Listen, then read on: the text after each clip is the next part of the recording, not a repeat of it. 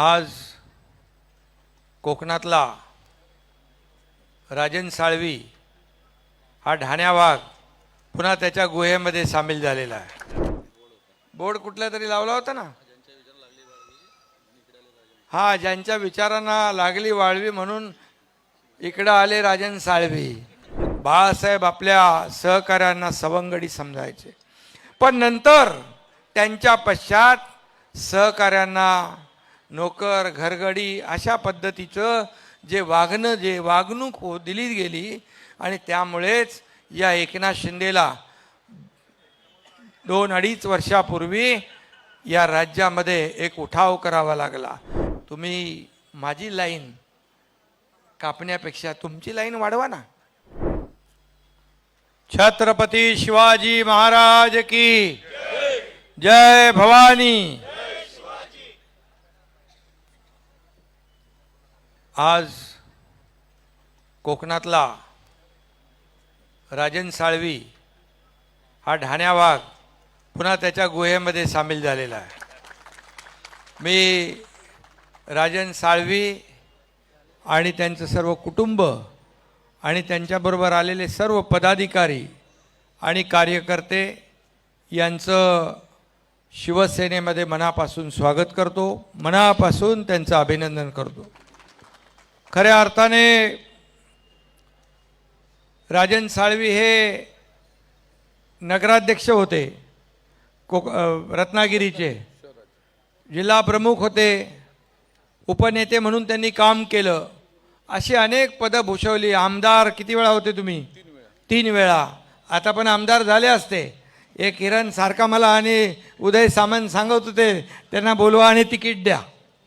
म्हणजे बघा, स्वतः किरणला आमदार होण्याची संधी असताना किरण सामंत स्वतः राजन साळवींना तिकीट देण्यासाठी आग्रह धरत होते। पण ठीक आहे, काही गोष्टी योगायोग लागतो आणि आज तो योग आलाय।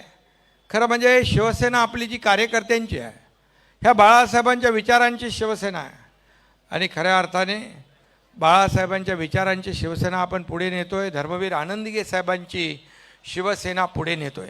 इथं मालक आणि नोकर कोणी नाही, हा कार्यकर्त्यांचा पक्ष आहे। मी जरी असलो तरी सुद्धा मी कार्यकर्ता म्हणूनच काम करतो आहे।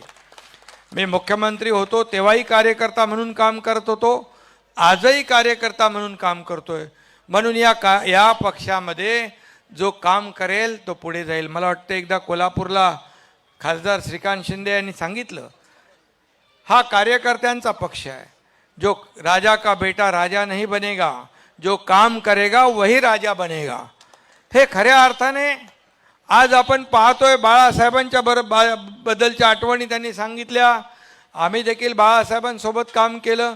बाळासाहेब आपल्या सहकाऱ्यांना सवंगडी समजायचे, पण नंतर त्यांच्या पश्चात सहकाऱ्यांना नोकर घरगडी अशा पद्धतीचं जे वागणूक दिली गेली आणि त्यामुळेच या एकनाथ शिंदेला 2-2.5 वर्षापूर्वी या राज्यामध्ये एक उठाव करावा लागला, एक संघर्ष करावा लागला आणि लोकांच्या मनातलं सरकार या ठिकाणी आणावं लागलं।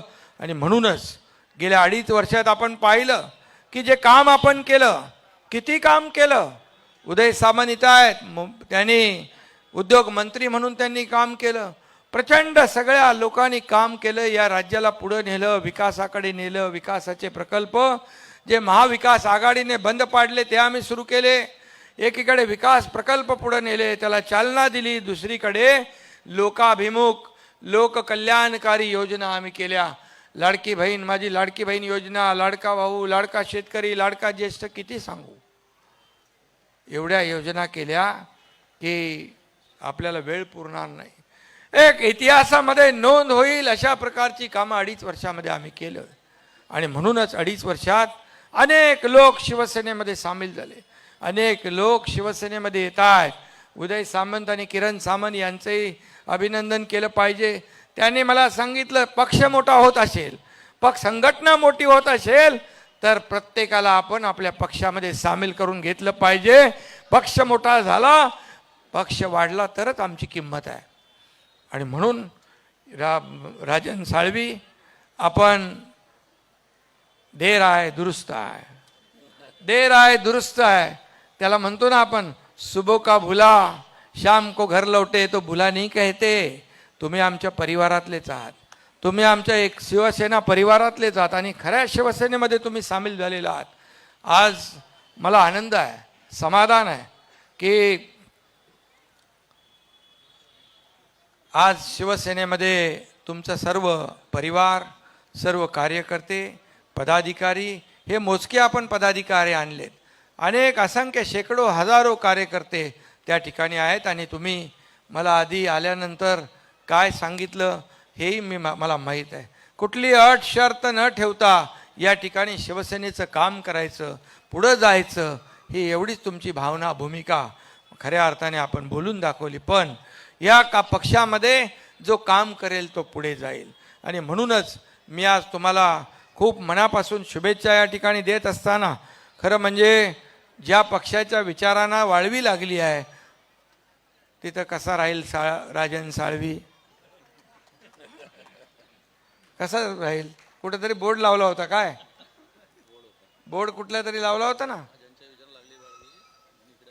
हा, ज्यांच्या विचारांना लागली वाळवी म्हणून इकडं आले राजन साळवी. आता खरं विचार किती, म्हणजे आज काल माझा परवा दिल्लीमध्ये महापराक्रमी आपले महादजी शिंदे राष्ट्रगौरव पुरस्कार मिळाला. मला शरद पवार साहेबांच्या हस्ते पुरस्कार मिळाला. त्याचबरोबर तिथं महादजी शिंदे यांचे थेट वंशज केंद्रीय मंत्री ज्योतिरादित्य शिंदे होते, त्यांच्या उपस्थितीत पुरस्कार मिळाला. खरं म्हणजे एका मराठी माणसाला मराठी माणसाने पुरस्कार दिला याचा अभिमान पाहिजे.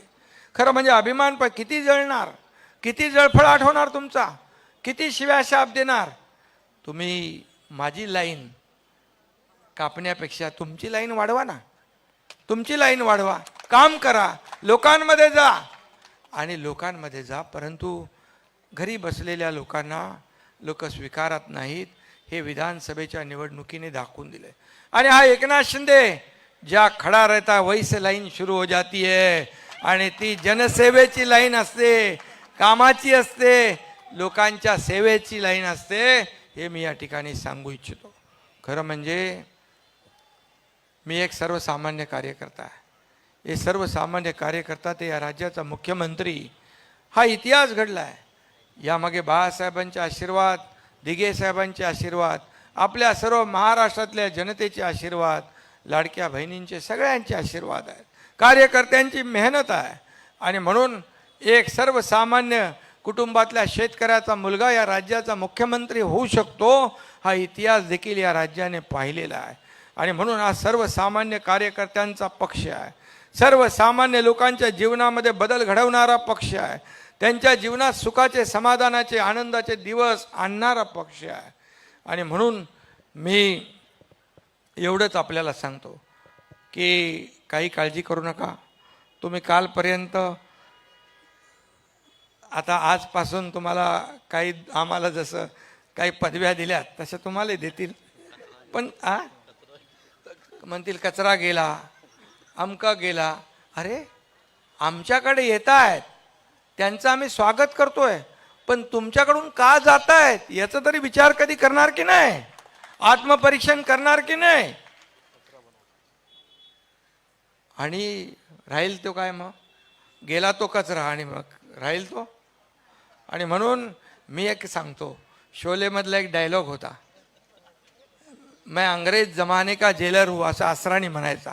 आधे इधर जाओ, आधे उधर जाओ, बाकी मेरे पीछे आओ. पीछे बघितलं तर कुछ नाही आहे.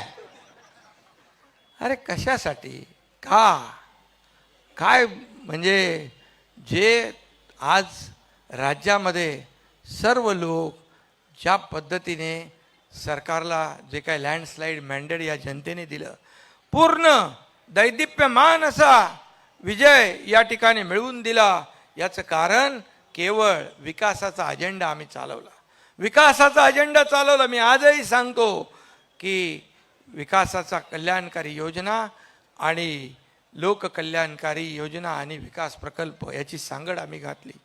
आम्ही आजही तुम्ही जेवढ्या शिव्या देताय, शिव्या शाप देताय, आरोप करताय, त्या आरोपाला आम्ही आरोपाने उत्तर देणार नाही, कामातून उत्तर देणार आणि काम करून दाखवणार. आता तर आमची जबाबदारी आणखी वाढली.